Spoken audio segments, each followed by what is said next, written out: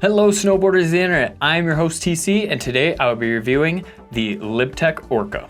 This board is equipped with Libtech C2X camber profile, so what that means is you're going to have camber under each foot with a reverse camber in between your feet, and what that's going to do is that camber underfoot's going to give you that power, drive, and pop you're looking for, where that reverse in between your feet is gonna make it a little bit more maneuverable and a little bit more foot steer, or a little bit easier to foot steer. When you get to the rocker on the nose and the tail, it's gonna give you that ease of entry in and out of turns and that desired float in fresh powder and slush. This board comes in a plethora of sizes from a 138, a 144, a 147, a 150, a 153, a 156, a 159, and a 162 for the big dogs. I rode this board at Copper Mountain where it was an extremely deep day. We got about 21 to 22 inches the night before, where it was so deep that they actually had to delay opening of the mountain, and then they didn't even open the top section just because of how much snow and how concerned they were about avalanches. But the snow was great for most of the day. Towards the end of it, it did get wet and heavy and tracked out pretty fast, but if you stayed to that low angle pile, it was fresh all day. The trees were amazing and pretty much untouched, and I used my Ride Fuse boots and Jones Mercury bindings. When we're talking overall flex on this board, it is gonna be softer than the middle of the road. Now, I wouldn't say it's soft like a noodle, but it is gonna be on that softer side just because of that reverse camber in between your feet and the rocker on the nose and the tail.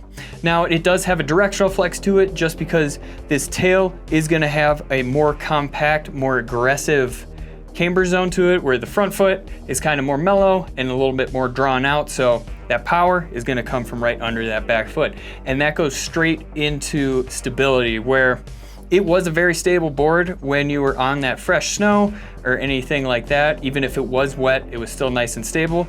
Where it got a little bit sketchy is when it was really deep and you had those huge deep push piles, those ruts, that sort of thing. I noticed I had to stay quite a bit lower and kind of get bounced around a little bit. It wasn't anything where the board was trying to catch and throw me. It just felt like that reverse camber kind of kept it swiveling, so if the tail would catch, it would kind of swivel back and not get super grabby. This board doesn't really feel like it is designed to have a great ollie to it or anything, where since you do have that rocker in the tail and the reverse in between your feet, it doesn't really load up too well. It's a little bit honestly lacking in that department, where it feels like it wants to stay on the ground rather than pop in the air. If you take it off a little drop or something like that, it handles it a little bit better, where it is nice and stable. If you are able to get it into the air with an ollie, it feels stable on landing because of how wide it is, but it just doesn't really want to provide a really hard snap to it. Since you're enjoying this video so much, remember to like, subscribe, click that bell, and turn on those notifications so you don't miss any of our scheduled programming. This board is extremely fun to butter on, whether it's fresh powder, cat tracks, really whatever you find a smooth condition, it is fun. Just because of that longer rocker section in the nose and that longer nose, it's gonna give you a little bit more area to play with there, especially in fresh powder. When you whip this thing around and go for like a front one or a back one nose butter, you can just stand on this nose and it's gonna hold you and not fold or anything. Where when you go to the tail, you have less real estate to work with, but it still manuals really well. Even wheelies, like just because of this kick on the tail, you can really lean this thing back, especially on that steeper terrain. You can lean back on the fresh snow and it just grips you and holds. This thing overall super fun to butter on, especially with it being a softer board. You don't have to put as much effort into it as you would with like a C3 board.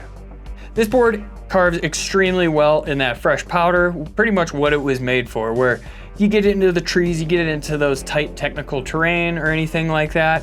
It's super fast edge to edge, even for how wide it is. It's super easy to maneuver and wiggle around.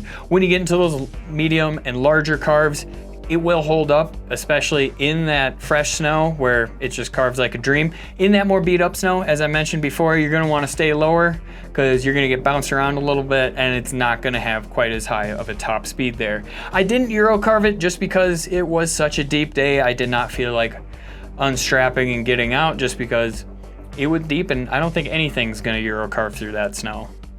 rider in mind. This board is designed for that person that needs a volume shifted POW board, and I want to put emphasis on POW board. This is not a daily driver. This is not made for just cruising on cat tracks, that sort of thing.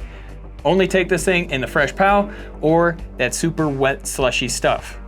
If you're looking for another way to get involved, head on over to Angry Snowboarder VIP. Sure, I could explain it here, but we have a great video over there getting into it really in depth. I honestly wanted to hate this board just because of the cult following this thing has, where people are like, it's an everyday board, you could take this thing anywhere. No, you can't, you're wrong. You're wrong as fuck. This board is literally just made for POW and slush and being able to float. And that's what it does well. It's awesome for that. It's so much fun in fresh powder. Like, I didn't want to like it as much as I did, but yeah, Travis and the guys at Libtech are onto something here. It's a great POW board. And I'm gonna say it again, it's a POW board. Comparable boards, the Jones Mind Expander, the Yes All In, and the Rome Service Dog. Recommended bindings, the Bent Metal Axtion, the Union Falcor, and the Salomon Hologram. This has been my review for the Libtech Orca. If you're looking for a pair of foot clamps to put on this, why don't you check out one of the reviews for the recommended bindings.